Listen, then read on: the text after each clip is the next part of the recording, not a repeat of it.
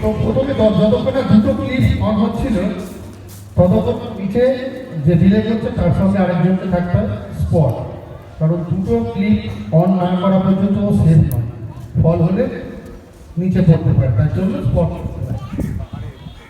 তো এটা একটু টেকনিক্যাল ক্লাইম্বিং, এখানে ফল হয়।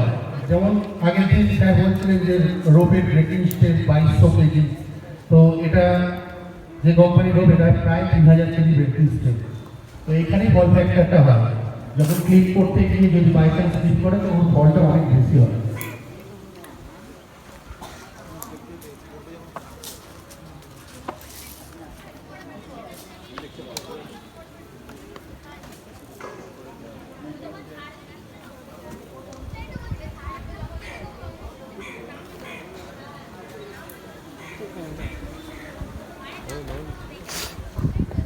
তবে এটা লক্ষ্য করে দেখো, এতে যেমন টেকনিক্যাল ক্লাইম্বিং আছে, এতে সেফটিটাও অনেক বেশি।